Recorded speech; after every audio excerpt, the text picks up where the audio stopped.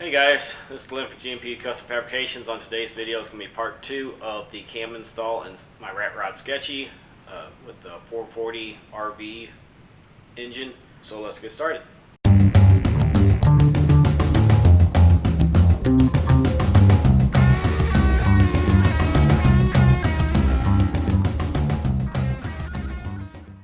Alright guys, it seems like forever since the first part of this video, and it all boils down to this. It's called an oil slinger. It goes on the front of the crank right next to the bottom timing chain sprocket. And my motor didn't have one, and when I was consulting on the internet, making sure I was doing everything right, the guru whose videos I watched, which I think I had put a link to it up here on the first video, I'll go ahead and put our link to it. He had suggested using one, and he's built lots and lots of motors.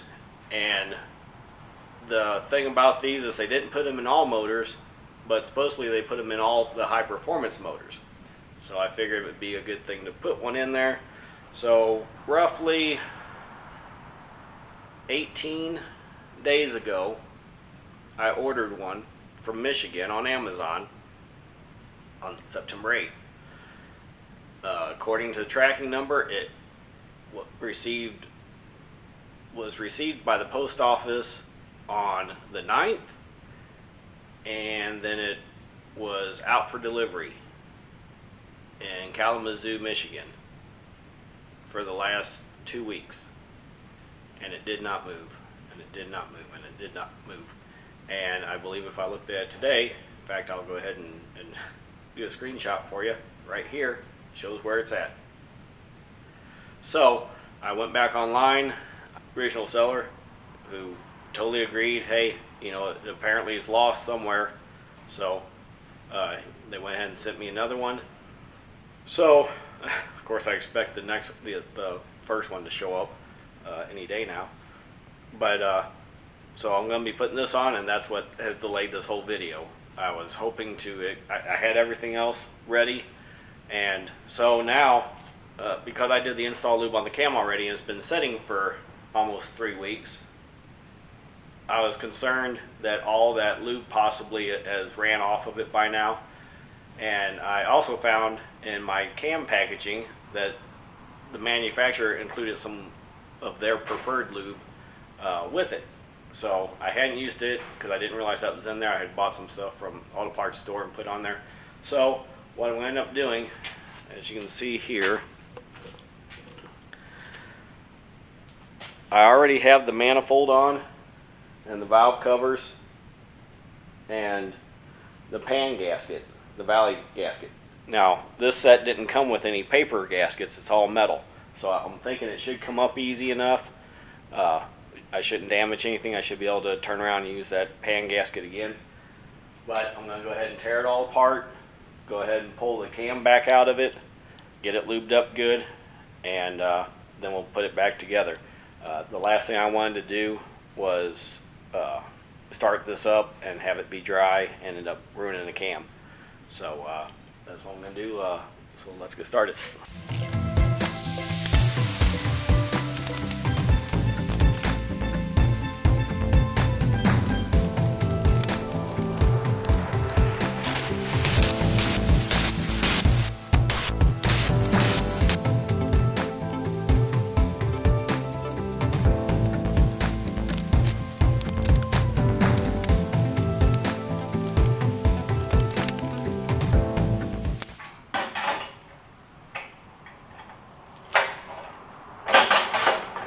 Okay, I got the intake manifold and the valley cover off.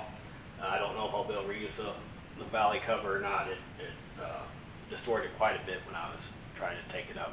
But I'm curious. I could probably put this on top of it and just crank it, turn it over, and coat it good.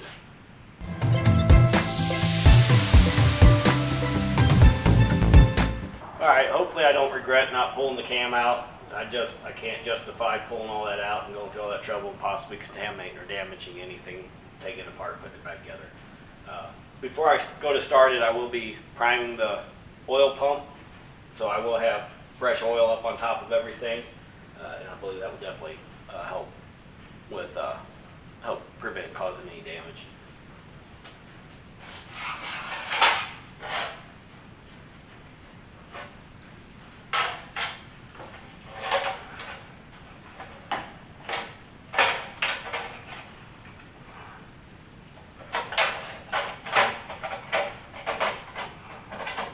Yeah, I'm not reusing it.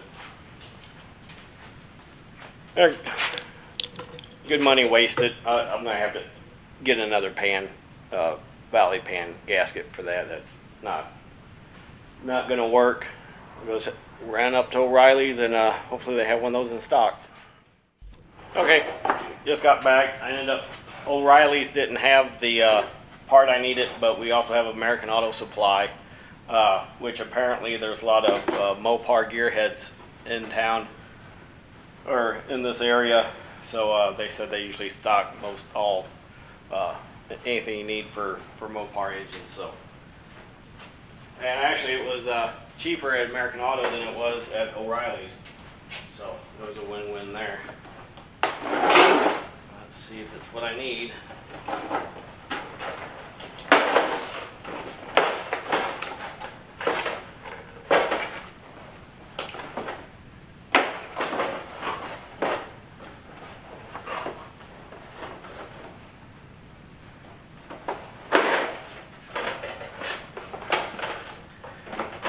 And it is. It's the exact same one I just had that I ruined. Comes with its own little tube of RTV silicone.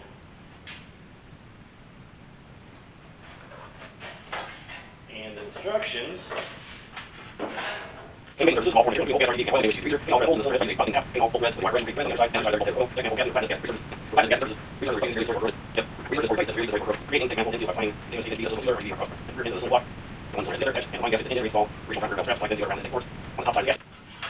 a $24 mistake.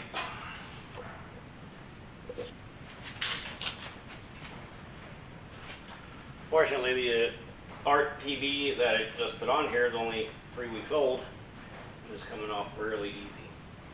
I think I did get a little carried away. I really didn't need to put it all the way around here.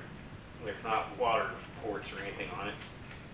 And this EGR preheat tube thing isn't being used, so it really didn't need anything around it. All I needed was around the ports themselves. Probably would have came apart pretty easy.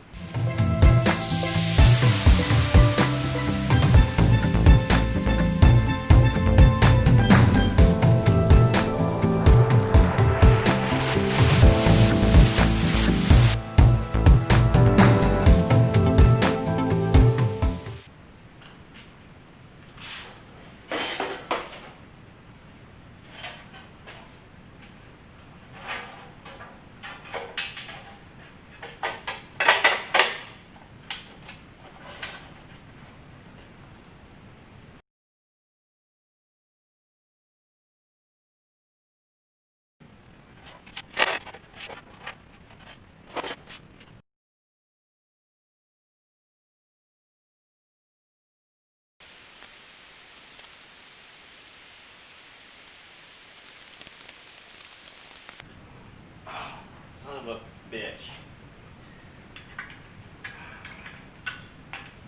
Damn rats in there. Did y'all see me do that? Anybody catch that? I just cleaned those rags, or stuck those rags right in that motor, put the pan back on it. That is why I am not an engine builder, and that's why I don't have you, I'm not sitting there telling you how to do this. This is all going to be time-lapse.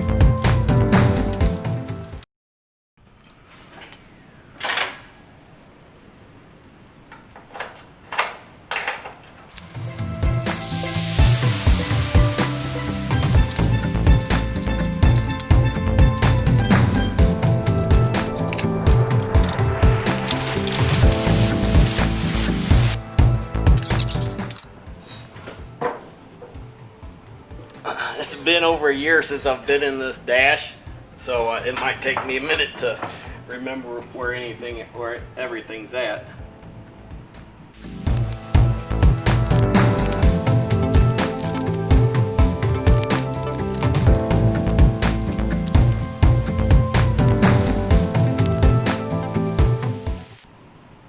I believe once upon a time I knew where all this stuff went. Okay, I got all the wiring done. I got the fan hooked up, got water in it, primed the oil pump, got everything hooked up, and now I'm trying to crank it.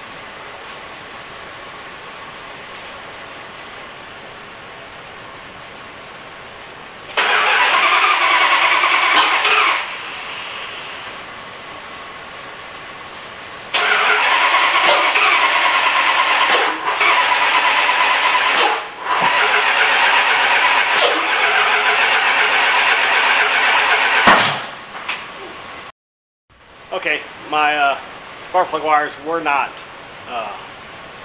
wrong, so that's not the problem. I just don't have it set quite right yet. What you hear running is our Ford Ranger in the background, keeping the battery charged up on it.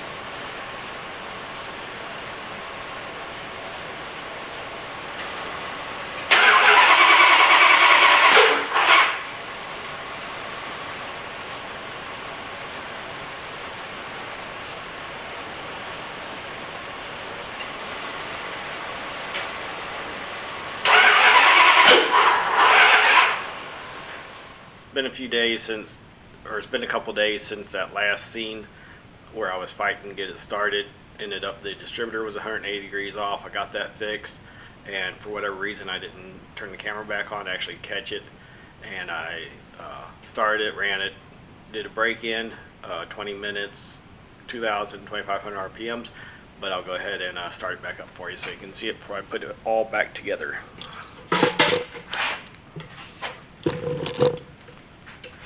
Well, before I put mostly cosmetic stuff back on, I need to put the headlights and the radiator grill and stuff like that back on it. But other than that, it's all back together.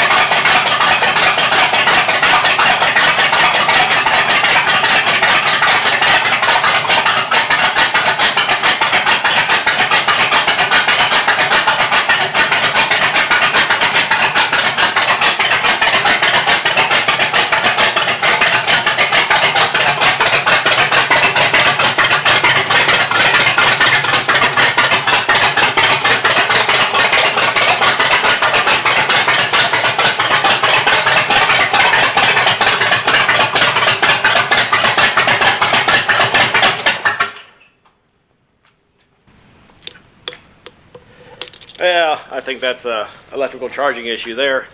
I don't think I have my alternator hooked up right, and the batteries got low. So I think that's all that was there, with it not went idle. So I'm gonna get the charger back on it, I need to get the alternator hooked back up right. But yeah, it sounds good. It sounds like a thumper. That's all I'm gonna do as far as the cam swap on camera. I do have to put some pieces back together on it, and I got some different tires I'm going to put on the back before I do a little test run with it. but that will be in the next video. I'm going to go ahead and wrap this one up so I can get it uploaded. This is Glenn for GMP Custom Fabrications. Living the dream till the freaking phone rings. Thanks for watching.